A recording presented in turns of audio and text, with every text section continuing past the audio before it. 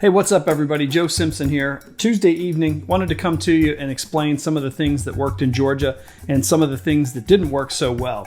Now, to give you an idea of where things were as far as what the fish were doing and what they were setting up and the structures they were sitting on and how they were reacting, I think I was post-spawn and these things had already spawned out and we had fry swimming around. So we had these balls of like little small fish swimming around.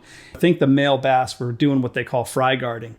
I didn't know anything about this before this weekend. I'm not a very educated, like scientific fisherman, so you have to excuse my lack of knowledge, but I was pretty proud that I discovered it when I was on my trip. So when I first got there, I jumped in my kayak, I paddled out into the lily pads, and I just started throwing plastic worms and plastics and doing, crankbaits, and immediately all of my lures started getting mucked up. So if you looked at that lily pad section when I was fishing, you could see, probably 1.5 feet, 2 foot below the water surface, there was all kinds of green growth below. And I'm pretty sure the fish were held up into that stuff.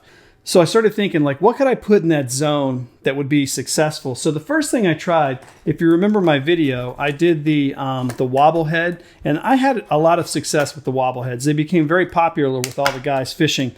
And if you remember, these are those little metal bent pieces that have hooks integrated into them, and then you basically hook a worm into it and they swim like a snake. They kind of swim through the water. I showed you that video if you go back a couple of videos. So this little metal piece is the Wobble Head, and the hook obviously goes into the worm. This is one of the smaller ones.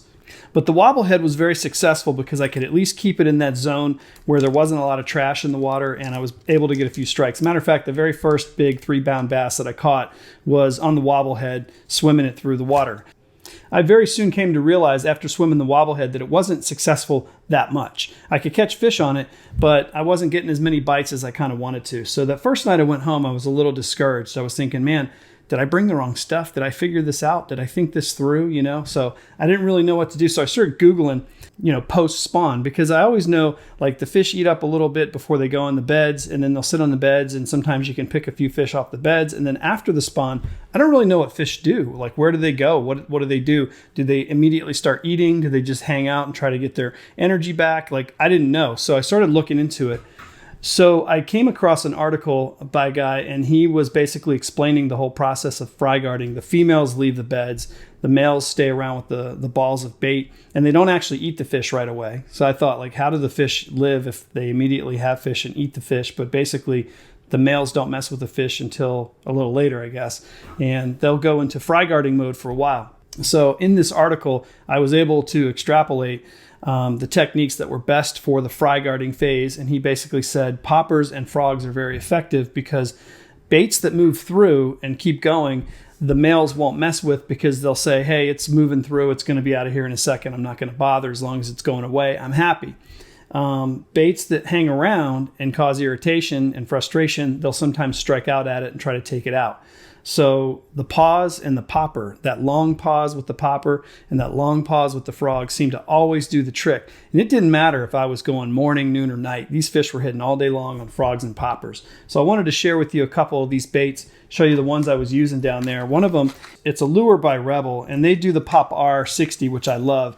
They also offer a popper that's called Premium Pop R. The Premium Pop R is a cut above the regular Pop R60. This has more of a holographic finish. It has better upgraded hooks. A matter of fact, you could buy this and use it right out of the box and not really have to upgrade much. I don't love the tails. They're kind of basic and white. They do work fine, but I do plan on upgrading some of these tails to something a little bit more extravagant and a little nicer looking, a little bigger. But this lure right out of the box competes with some of the better brands, and I had some good luck with these lures. It was funny too, because as soon as I started catching fish on poppers, people were like, hey, what do you got over there? And they came over and they're like, I'll have one of those. Let me try that. So I was handing out poppers to everybody, and it was a better choice than the frogs because people that were fishing with me didn't have necessarily the heavy gear to set the frog hook. So they did a lot better with the poppers because they have treble hooks. It's a little bit more of a set yourself type of bait. So these fish would come up, strike it, and they'd hook them pretty easily. So it was a lot of fun for everybody. And I did hand out a lot of Wobble Heads. The other lure that I really had a good time with and fair amount of success was the EEMA Frog. The EEMA Frog is a very small, like 1.5 inch, small 1/4 to 3/8 ounce frog, and it has a really long tail. And I don't cut these off because this gives it a big presence in the water. These legs bunch up around the bait, and it has a little popping mouth on it. And these things are awesome. They have Gamakatsu hooks. They have really, really sharp tips on them, and they're easy to penetrate and set. And they're a small enough meal for small bass, and they'll even bring the bigger bass, as you've seen in a couple videos. I caught a 5-pounder on one of these. I really like these. They don't take as much rod and quite as much strength to set these hooks as other frogs, and they're easy to cast. They have enough weight to get out to where you need them to go, and I really enjoy them a lot. They're a little expensive, but they come in just about every color under the sun, and I have a ton of them and had a great time with them down there in Georgia. So I would say the EEMA Frog and the poppers were the winners down in Georgia. I'm not a big spinnerbait fisherman, and I'm always a little leery of these giant spinnerbaits. I know they work great, but for some reason they just feel like they're huge to me. I've been using the Johnson, the little white spinnerbait, but it's just too light and doesn't cast very well. It's a very unique bait and it works well, but I wanted to step up my game in spinnerbait world, so I was looking for something kind of in between a full-size spinnerbait and a small, tiny spinnerbait, and I think I found it. It's made by Booyah. It's called the Pond Magic, and this is a small 3/8 ounce spinnerbait, and this thing works great. It casts well, and I think it's big enough to draw big fish, small enough to draw the little fish. It's nice. I think it's perfect as an all-around spinnerbait. It comes in a variation of colors. You can get whites, you can get gold blades, colored blades, silver blades, black blades, anything you want. But you might want to check these out. They're not too expensive. I think they're $5.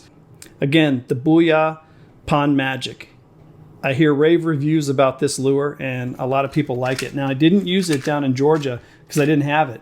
I actually didn't use spinnerbaits very much at all. I tried jerkbaits, square bills, any kind of jig. I tried some plastics. Had moderate success with plastics because that's, again, a bait you can leave in place and irritate these fry garters and get them into striking. But really, poppers and frogs, which was quite a shame. I was so sad about that. But no, it was a good time. And I think poppers and frogs were the winner down there in Georgia. Right now in Virginia, the bass are starting to move up, and they're hammering on these little fish, and they're getting ready to go on beds probably in another 3 weeks or so. So I think we've got about a 2 to 3 week window. Of course, I won't be able to fish because I have all my weekends full for the next 2 weeks. But it's going to be good action, I think, for the bass here in the next week and a half, 2 weeks. Then it'll lock down a little bit when they're bedding.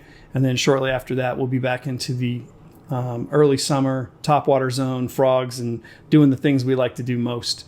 But wanted to just jump in and say, hey, that's what I used at Georgia. That's what was successful. Hope you guys are having a good week and able to get out and do a little fishing. I'll speak to you soon. I'm going to Florida Saturday through Wednesday, and I might be able to sneak my rod down there and hit a couple ponds and hopefully not get eaten by gators, but I should be able to do something. I'm not sure what kind of fish are in these ponds, but I'll give it a shot. So I'll take a small little tackle box, a little portable rod, and we'll see what we can do. I'll talk to you guys soon, and I'll be in touch. Have a good one.